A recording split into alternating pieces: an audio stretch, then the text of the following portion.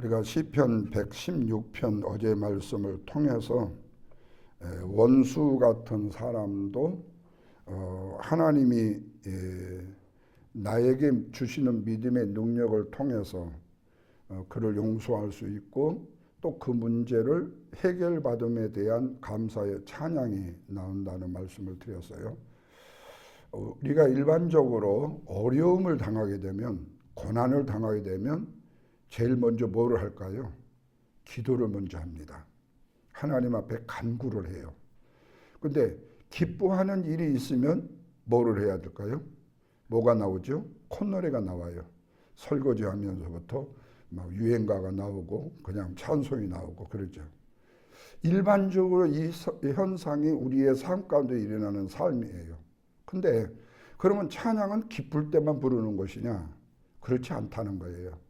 시편 기자는 이 찬양은 기쁠 때든지 고난의 때든지 어느 때든지 된다. 그러니까 우리 찬양을 뭘로 말하죠? 곡조 있는 기도다 이렇게 말합니다.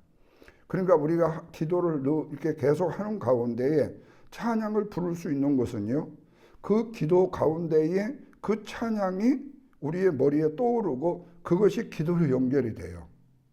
그래서 오늘 인자하심이 영원함이로다 이러 하면 찬송가 생각 안 나요?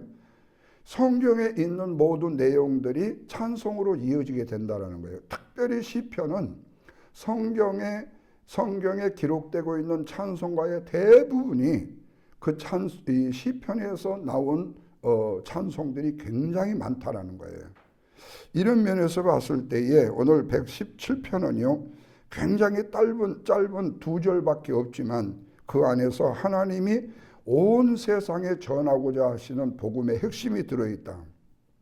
이 말은 하나님은 선택된 선민이라는 이스라엘 민족만이 사랑하시는 것이 아니라 모든 민족의 사랑의 하나님이시고 모든 나라가 함께 하나님을 찬양해야 될 하나님이시다.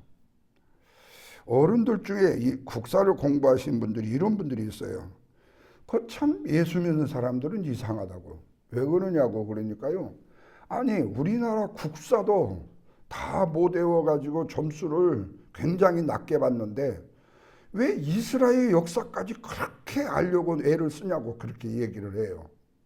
근데 유감스럽고 그분에게 안타까운 일이지만요, 성경의 역사는요 이스라엘 역사부터 시작이 됐어요.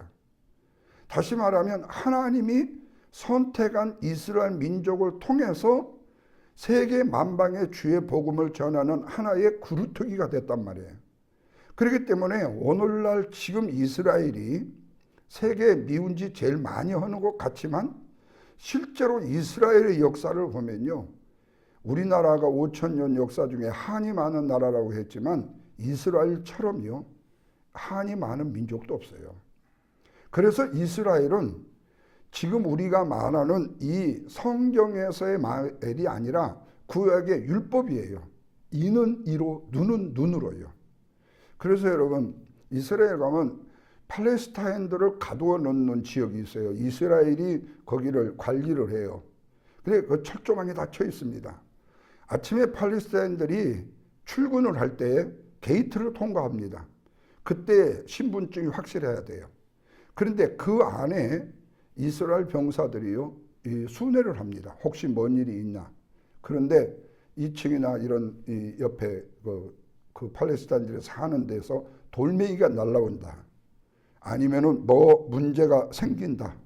그러면요 그 돌멩이 하나 던진 애 아니면 그 부모 그 3족을 진짜 멸해버립니다. 그 정도로 강해요. 그 사람들은요. 그러니까 우리가 보기에는 어떻게 저럴 수 있냐고 그러는데 저렇지 않으면 저 이스라엘은 존립할 수가 없어요. 세계에서 바티칸이 가장 적은 나라 중에 하나지만 원래 이스라엘처럼 적은 나라가 없었어요. 근데 독립 후에 6.1 전쟁을 통해 가지고 자기 나라 땅에 수백 배가 넘는 땅을 다 점령해 버렸잖아요. 그때 이스라엘이 강하다는 사실을 우리가 알게 되어져요. 이제 이 이스라엘을 그러면 하나님은 왜 예수 그리스도를 다 믿는 것도 아니고 유대교를 믿는데 하나님은 왜 그 민족 중심으로 이 모든 일을 이루어 가시는가? 그 부분에 대해서는 아침에 얘기하자면 한도 끝도 없어요. 후에 언제 이스라엘이 왜 하나님의 선택 속에서 이후에 인류의 종말에서 이스라엘은 어떻게 돼야 되는가에 대한 문제는 다음에 말씀을 드리도록 하고요. 이 시편 117편은 굉장히 중요한 모든 민족이 찬양해야 될 내용이고 118편으로 이어진 말씀은 이스라엘 절기 때 6월절 절기 때 불렀던 마지막 우리 식사 후에 불렀던 감사의 찬양의 시죠. 근데 예수님께서 예루살렘 성에 입성하실 때에 군중들이 뭐라고 말했죠? 종려나무 가지를 걷어가지고 호산나 찬송하리로다 오시는 예수여 그러면서 엄청 찬양을 했잖아요. 근데 얼마 되지 못하게 하고 이 종려나무 가지가 뭘로 돼버렸죠? 예수님을 저주하는 십자가에 못 박으라고 하는 저주로 바뀌어버려요. 순식간에 예수님을 예루살렘에 입성을 환영하던 사람이 어느 날 갑자기 돌변해갖고 예수를 십자가에 죽이라고 말해요. 그리고 바라바를 내두래요. 민족의 이 역적을 내놓으라는 거예요. 그 정도로 사람이 분노하면서 바뀌어져 버려 돼버려요. 그런데 이 예수님이 우리가 지난주에 성찬 예식을 마쳤지만 바로 십자가를 지시기 전에 6월절 만찬에서 성만찬을 행하신 거죠. 그때에 부르짖는 찬송이 바로 118편의 내용이에요. 그래서 우리에게 두 가지의 교훈을 주는데 하나는 왜 우리가 찬양을 해야 되는가? 그리고 하나님은 언제나 우리의 편이 왜 되시는가? 이 두 가지입니다. 먼저 시편 117편 1절에서 2절에 보면요. 우리가 하나님을 찬양해야 될 이유가 나와요. 17편 아시겠지만 모든 민족을 초청하는 이 내용으로 기록돼요. 뭐라고 했죠? 너희 모든 나라들아 여호와를 찬양하라. 우리 너의 모든 민족은 뭐 이런 찬송도 있죠. 이게 복음성가도 있죠. 다시 말하면 하나님의 말씀 속에 이 말씀 속에 보면 찬양해야 될 민족의 국경이 없고 민족의 구별도 없어요. 왜 그럴까요? 하나님은 온 민족의 온 열방의 창조주이시고 모든 사람의 주인이 되시기 때문에 그래서 모든 민족이 하나님을 예배하는 것이 하나님의 선하신 뜻인 거예요. 그래서 하나님의 사랑은 모든 민족을 향하고 있다. 우리가 생각하기에 일제 36년에 우리는 일제의 핍박을 받았으니까 쟤들은 우리 원수다. 그렇지만 실제로 하나님은 우리가 원수같이 생각하는 일본도 사랑하신단 말이죠. 여러분 우리 지금 미국하고 베트남 이전에 이 베트남 전쟁 때에 미군이 얼마나 많은 사람이 파견이 됐고 우리 대한민국 맹호부대, 백호부대, 비둘기부대 다 파견이 됐어요. 그런데 지금 베트남은 세계 만국에다가 오픈을 해놓고 자기 나라의 발전과 경제적 성장을 위해서 다 품어요. 그런데 우리는 일제 옛날에 코끼리밥통 하나 사오면 완전히 매국노가 돼가지고 공항에서부터 그냥 체크가 돼갖고 난리 났잖아요. 일제 물건 절대 안 산다. 너무 배타적이게 되는 거야. 근데 이게 민족성일 수도 있어요. 물론 애국을 한다는 측면에서는 좋아요. 그러나 우리나라 세국 정책을 한번 생각해 보세요. 세국 정책이 우리나라에 무슨 발전을 가져왔어요?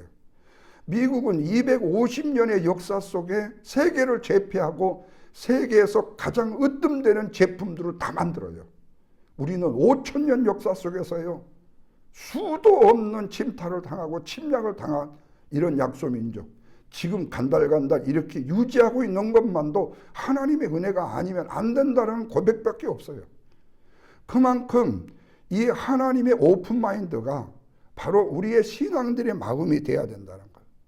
이게 굉장히 중요합니다. 그러면서 이 말씀이요. 모든 백성으로 다 제자를 삼으라는 예수님이 마지막 마태복음 28장에서 명령하신 모든 민족으로 제자를 삼으라는 선교의 명령이 바로 이 18편에 여기서부터 이 17편에서 기록되고 있는 거죠. 다시 말하면 복음은 특정한 민족만을 위한 것이 아니다. 미국, 한국, 유럽, 아프리카 모든 사람이 다 하나님의 사랑을 받을 대상이다. 우리 교회가 무엇보다도 갈 수 없는 곳에 선교를 위해서 기도하고 복음을 전해야 되는 이유도 여기에 있죠. 저는 참 놀랐어요. 우리 그린빌 교회가 지금 20년 이상 동안을 이영미 선교사님, 인도에서 지금 선교사로 계신다고 그러는데 그 선교사님을 지금 우리가 돕고 있어요. 근데 제가 장로님한테 물었어요. 혹시 그 선교사님 교회에 오신 적 있어요? 만나보신 적이 있어요? 한 번도 만나보신 적이 없대요. 그런데 교회에서 끝까지 지금 선교비를 얼마가 드는지 모르지만 보내주고 있다는 거예요. 저는 그걸 보면서요, 야, 어떻게 그린빌 교회 성도님들은 이렇게 묵직하냐. 진짜 이거는 뭐 납덩어리도 보통 납덩어리가 아니고, 아니 납덩어리 정도는 안 되지. 금덩어리지. 예. 금덩어리. 예. 여러분 지금 선교사님들이요 엄청 힘듭니다. 왜요? 선교사님들이 한국교회가 선교사를 도우면요 선교의 결과가 보여져야 돼요. 한국교회는요 선교 결과가 안 보여지면 선교비를 끊어버려요. 그러니까 선교사님들이 이번에 1년 동안 선교했다는 내용을요 사진을 막 찍어가지고 아프리카의 애들 사진을 막 엄청 주일학교 모이는 거, 뭘 나눠주는 거 이런 사진들을 막 찍어요. 선교사님들의 복음을 전하는 것이 일본인과 동시에 넘버 2가 뭐냐? 좋은 사진을 찍는 거예요. 그래서 보내주어야만이 한국교회에서 안심하고 열심히 한다. 그리고 도와줘요. 그렇기 때문에 진짜 선교가 뭔지에 대해서 보여지는 현상만 돼야 되니까 그러다가 나중에 그 선교가 흔적이 조금 사그라든다. 예를 들어서 선교사님이나 그 선교사 와이프가 몸이 아파가지고 사진을 제대로 못 찍어서 보고서를 제대로 못 모여. 그러면 그 다음에 선교비가 끊겨버려요. 이거는 한 단편의 하나지만요. 그런 일들이 비일비재했어요. 그렇기 때문에 이 선교 자체는요. 우리가 지금 여기에 없지만 아프리카든지 남미든지 어디에 복음을 전해야 될 곳에 우리가 선교를 할 수 있다는 것. 저는 그러면서 이 그린빌 교회도 그런 생각이 들었어요. 우리가 지금 지역 확장은 어려워요. 복음이요. 왜? 우리 한인의 한계가 있기 때문에. 또 목회자가 영어를 잘한다면 멀티컬처를 만들어가지고 교회가 확장될 수도 있겠죠. 그렇지만 진짜 우리 그린빌 교회가 하나로 똘똘 뭉쳐서 해야 될 일은 뭐냐? 바로 선교 사역이라는 생각이 들었어요. 저는. 그러니까 이만큼 모든 민족이 구원을 받아야 될 이유도 여기 있고 모든 민족이 하나님을 찬양해야 될 이유도 바로 여기에 있다. 그래서 하나님을 아는 사람만이 찬양을 드리는 것이 아니라 모든 민족이 하나님을 찬양하는 민족이 돼야 된다는 거예요. 여러분 하나님께서 이스라엘 민족에 대한 복을 주시기 위해서요. 나중에 누구를 들으시죠? 이방의 바벨론을 들었어요. 잠깐요. 그러니까 하나님은요. 하나님의 역사를 이루기 위해서 이방이고 아니 뭐 삼방이고 이걸 가리지 않아요. 누구든지 하나님의 백성이기 때문에 그들 영혼을 구원하시는 거예요. 근데 우리가 원수를 딱 정해놔요. 그리고 될 사람 안 될 사람을 딱 정해놔요. 저는 시애틀에 오면서 노방전도를 엄청 했습니다. 매주 토요일마다 이 노방전도위원들이 모여요. 우리 시애틀에는 한국 마켓이 4개, 5개 됩니다. 큰 대형 마켓이. 벨부터 시작해갖고 저 리누드부터 시작해가지고 페드레이까지요. 그러면은 CD 테이프를 만들고 CD를 만들고 카세트 테이프를 만들고 주부를 이렇게 복사해가지고 컬러를 해가지고요. 그 읽을 만한 거리를 하고 심지어는 어떤 때는 신문도 만들었어요. 예. 그렇게 해서 매주 토요일마다 한 사람당 보통 150장씩 이걸 날려요. 어떤 분이 그래요. 목사님 이거 보고 교회 올까요? 맞아요. 안 와요. 600장을 돌리면요. 한 사람이 오는 교회에 와서 한 번 올 수 있어요. 제가 통계를 내보니까 몇 년을 해보니까 그러더라고요. 정말로 불같은 열심을 했습니다. 우리 교인들 달달 볶아서 오죽했으면 멸치도 이렇게는 안 볶을 거라고 그랬어요. 예. 그 정도로 우리 성도들이 힘을 애를 썼어요.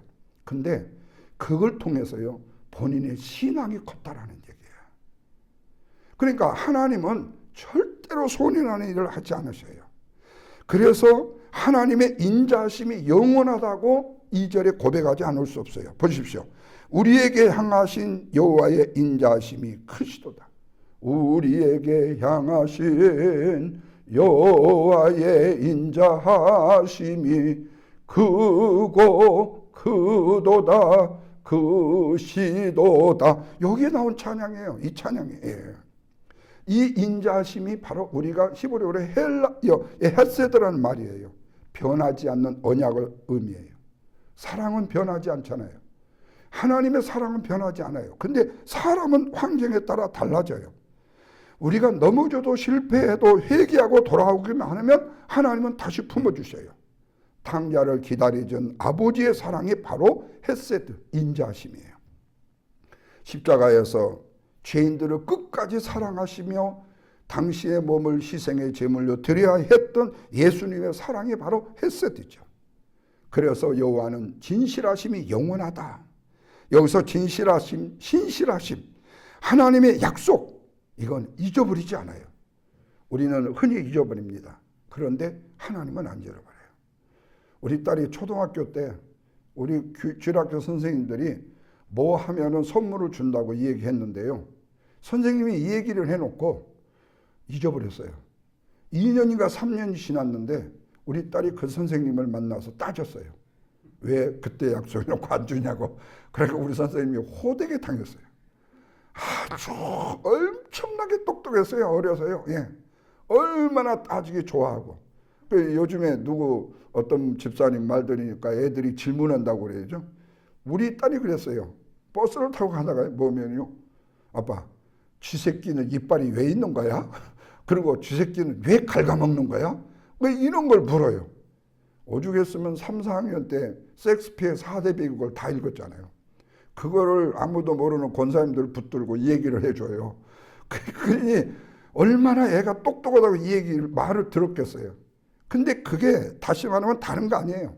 인간적으로 똑똑하고 안 똑똑하고 그게 문제가 아니라 하나님께서 오늘 우리 안에요. 하나님의 영을 맑게 해주시고 우리의 영을 하나님이 기뻐하신 영으로 만들어주시면 우리의 입술에서 하나님의 인자하심이 헤세드의 역사가요. 우리의 삶에도 생활에도 찬양에도 기도에도 우리의 예배 속에도 다 나타나게 된다.